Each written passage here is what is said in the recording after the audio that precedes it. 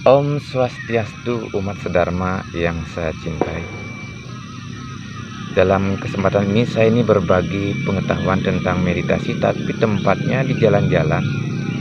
Ketika saya berkelana atau jalan-jalan, sehingga pakaian saya tidak pakai pakaian keagamaan lah, pakaian preman kayak begini.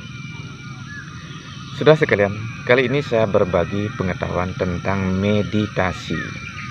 Nah, kalau menurut kitab suci Bhagavad Gita, meditasi itu sama dengan dhyana ya. Nah, tentang dhyana ini ditempatkan pada bab 6 dalam kitab suci Bhagavad Gita yang berjudul Dhyana Yoga. Saudara sekalian, mungkin ada dari teman-teman Hindu sudah melirik tentang apa itu meditasi ya. Meditasi atau dhyana itu adalah suatu kegiatan atau suatu aktivitas untuk mendiamkan pikiran, untuk mengheningkan pikiran, atau untuk membuat pikiran biar tidak kesana kemari ya. Nah, itulah meditasi atau dhyana. Setelah itu sudah perlu ketahui untuk apa mengheningkan pikiran, untuk apa mendiamkan pikiran supaya tidak kesana kemari. Kan sifat pikiran suka ngelantur kesana kemari ya. Nah, kegiatan menghening atau mendiamkan pikiran itu, setelah hening akan membuat pikiran kita bersandar pada atma yang ada di dalam hati. Jadi kembali pada atma. Dia mendekat pada atma atau menempel pada atma yang ada di dalam hati. Atma itu terang. Kan disebutkan atma itu percikan sinar suci Tuhan. Nah, walaupun menurut pelajaran di sekolah atma itu percikan sinar suci Tuhan yang terkecil, akan tetapi karena pikiran kita dekat dengan atma, nah cahaya atma itu nampak besar. Nah, pancaran cahaya atma itu ketika pikiran mendekat pada atma akan membuat pikiran jadi terang, jadi cemerlang, jadi brilian begitu pokoknya. Dan atma itu merupakan sumber energi abadi ya. Nah, ketika pikiran kita menempel pada atma dalam kondisi hening, nah daripadanya pikiran itu menyerap energi atma ya, menyerap energi atma diserap. Ibarat seorang bayi mengisap susu ibunya, kan begitu, disedot gitu. Dengan cara mengisap energi seperti seorang bayi mengisap susu akan membuat kita mendapat tambahan energi. Nah, atma inilah menurut kata orang mungkin dikenal dengan tenaga dalam. Dalam artian tenaga yang bersumber dari dalam diri ya, dari dalam atma itu diserap dalam kondisi pikiran ini. Nah, dengan cara seperti itu tenaga kita bisa pulih, pikiran jadi terang, bukan sekedar terang.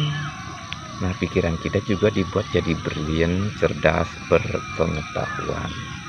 Pokoknya diberikan terang. Pikiran terang, akhirnya kita bisa melihat makna-makna dalam segala bermaknanya itu. Itulah meditasi, bukan sekedar duduk hening gitu ya. Bukan sekedar bengong. Jadi saudara harus tahu. Nah, untuk membuat pikiran hening inilah perlu latihan. Latihan mengheningkan pikiran. Latihan mengheningkan pikiran diawali dengan praktek belajar membuat pikiran terfokus. Ya, fokus.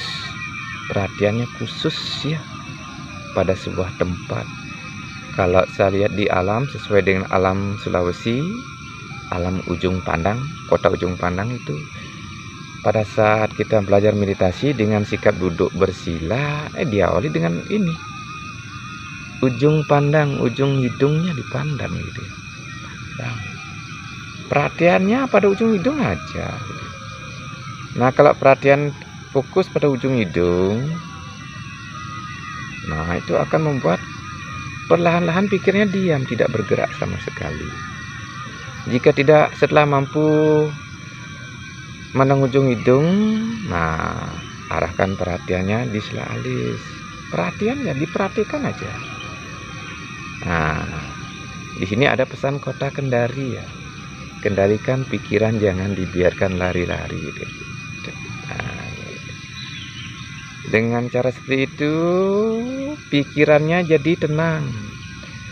Ketika tenang, segala keinginan kita itu bagaikan air,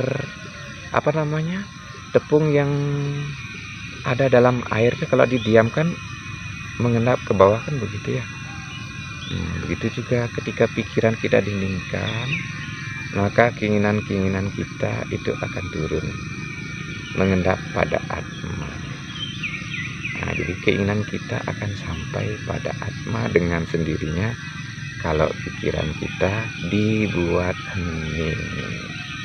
Nah, kalau tidak mampu mengarahkan perhatian di sela alis, bisa dengan jalan membuat sebuah titik di dinding setinggi ini kita punya dahi kalau kita duduk bersila. Pandangi titik itu, diamkan, arahkan perhatian pada titik tok. Jadi tidak usah dipikirkan ada bayangan gini gitu dalam pikiran. Pokoknya perhatian diarahkan pada titik. Nah, dengan cara itu pikirannya nanti mampu sesuai kepanjangan kata titik, yaitu tidak berkutik. Nah, jika di tempat-tempat suci bisa dengan memandang nyala dupa, dipandang, bisa dipandang terus. Biasanya air mata nanti bisa meleleh. Ini berguna untuk membersihkan mata juga, air mata itu. Jadi kotoran pada mata bisa bersih. Pandang, dan itu arahkan perhatian di alis. Biasanya lebih cepat pikiran mau diam. Nah, kalau sudah pikiran diam, biarkan saja diam, tidak ada bayangan gini gitu. Nah, pikirannya nanti akan menyatu pada atma dan menyedot energi gitu ya.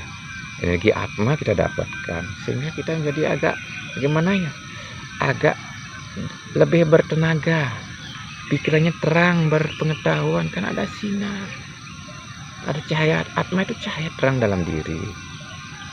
Nah, itu praktek saya. Nah, bersamaan dengan itu, selain mengarahkan pikiran atau perhatian pada sebuah titik di sela alis atau di ujung hidung, atau memandang titik pada sebuah dinding, atau memandang dupa, yang tujuan cuma mendiamkan pikiran gitu ya, mendiamkan pikiran supaya pikiran kita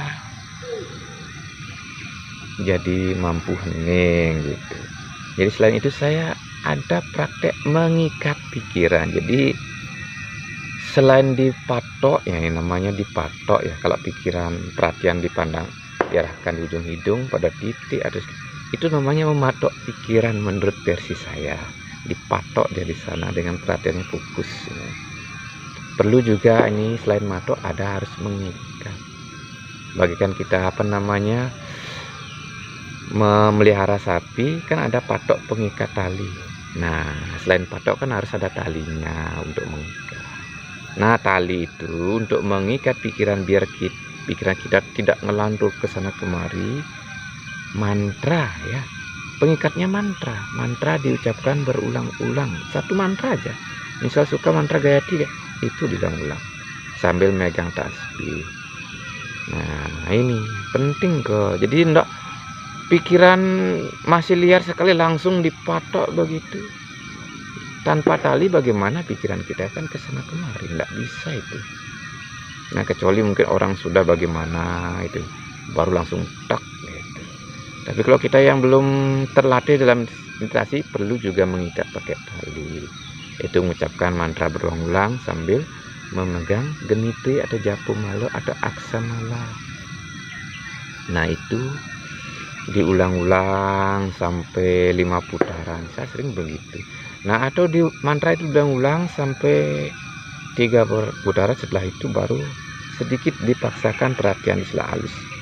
Itu biasanya membuat pikiran jadi cepat hening. Nah, selain mematok dan mengikat pikiran dengan berjapa, dengan mengarahkan perhatian.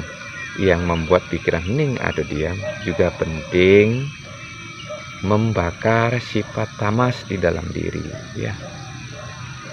Sifat tamas juga membuat kadang-kadang pikiran kita untuk diajak meditasi itu berat sekali, duluan ngantuk, pikirannya kayak apalah itu pokoknya. Nah, untuk membakar sifat tamas inilah ilmu tapa. Dengan cara melakukan puasa lah, kosongi perut sekali-kali. Kalau suka meditasi, tidak mau puasa, tidak berjapa, susah berhasilnya. Jadi puasa harus dijalani juga. Gambarannya seperti kalau orang berpuasa seperti kupu-kupu ulat jadi kepompong. Kepompong tuh kemposi perut biar kosong melompong. Nah, setelah itu kan jadi kupu-kupu.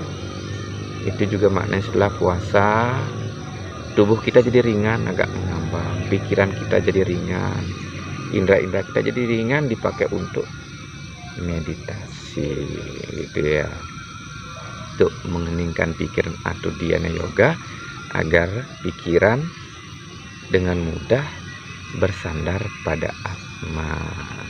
Saudara sekalian, begitulah pemahaman meditasi saya yang saya jalani tiap hari, tiap pagi, sore, ya, dan tambah malam harinya. Selanjutnya saya akan berbicara tentang yoga, masih ada hubungannya antara dhyana yoga. Jadi saya tadi terangkan tentang dhyana atau meditasi, sekarang saya terangkan tentang yoga. Tapi makna dari yoga sudah ada sebenarnya tadi saya bicarakan, tapi sekarang di channel berikutnya, di seri berikut saya mengkhususkan tentang yoga ya. Oke, terima kasih atas kesediaan saudara menonton saya berbagi pengetahuan. Om Santi Santi Santi Om.